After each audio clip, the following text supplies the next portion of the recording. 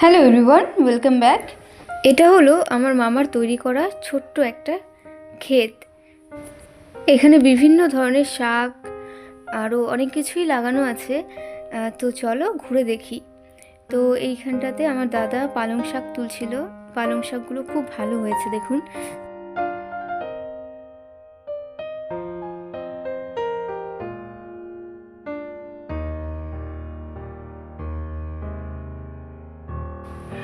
এখানেও এক ধরনের শাক লাগানো হয়েছে।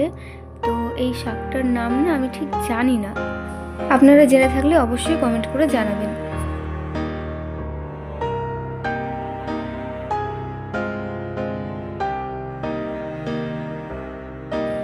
আর এইখানটাতে লাগানো হয়েছে ধনেপাতা, যেগুলো এখনো বড় হয়ে ওঠেনি, একদম ছোট।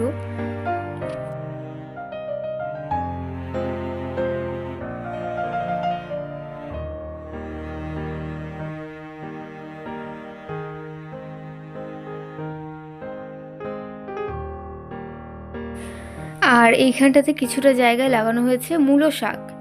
এটা অ্যাকচুয়ালি শাক খাওয়ার জন্যই লাগানো হয়েছিল, কিন্তু এতে মূলোও হয়েছে, আর এখন মূলো তুলেও খাওয়া যাবে।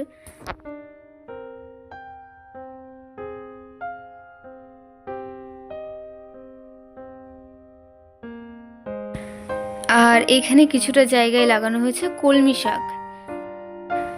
আমাদের এই বাড়িতে প্রত্যেকটা দিন আলাদা আলাদা শাক রান্না হয়। যেহেতু আমার মামা শাক খেতে ভীষণ ভালোবাসে, তাই শাকই বেশি লাগানো হয়েছে।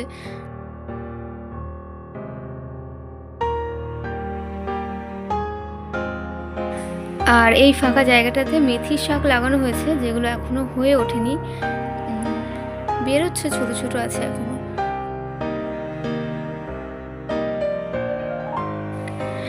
আর এইখানে কিছুটা জায়গায় আছে লাল আলু, সুইট পটেটো।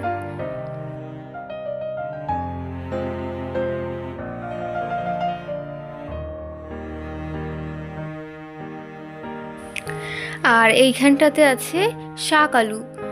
এই গাছগুলো অনেক পুরনো, আর এই গাছগুলোতে না বীজও হয়ে গেছে। এগুলো এখন তুলে খাওয়ার মতন হয়ে গেছে, আর আমি একটা তুলেও দেখাবো। আর এই বীজগুলো দিয়েই আবার নতুন করে চারা তৈরি করা হবে।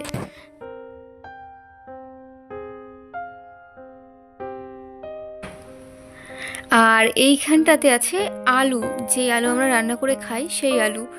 আর আলুগুলো সবে মাত্র লাগানো হয়েছে, তাই গাছগুলো একদম ছোট, সবে বেরোচ্ছে গাছগুলো, এখনো হয়ে ওঠেনি। আর এটা বেশ অনেকটা জায়গা জুড়েই লাগানো।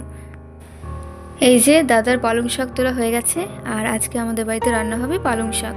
প্রত্যেকটা দিন আলাদা আলাদা শাক রান্না হয়।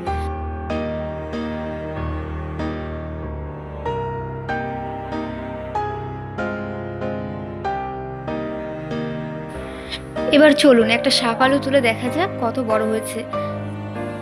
এই যে পুরো জায়গাটাতে যে সবজি লাগানো হয়েছে, এই পুরো জায়গাটা ছিল একটা পুকুর। পুকুরও ঠিক বলা যায় না, ডোবার মতন ছিল, যেটা জঙ্গলে ভর্তি হয়েছিল। আর সেটাতেই মামা মাটি ভরে তারপর এরকম একটা জমি তৈরি করেছে। আর এই ক্ষেতটা না আমার মামার মানে ভীষণ প্রিয়। পুরো যত্নই আমার মামা নেয়।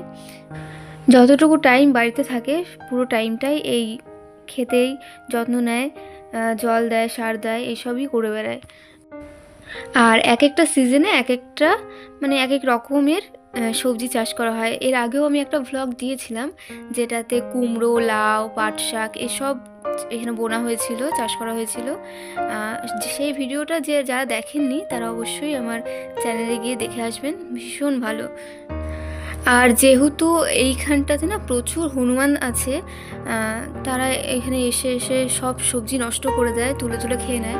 তার কারণে ওই সব সময় পাহারা দিতে হয়, কেউ না কেউ বাড়িতে থাকে, দাদারা থাকে, ওরাই পাহারা দেয় যাতে হনুমানে এসে সবজি না নষ্ট করতে পারে।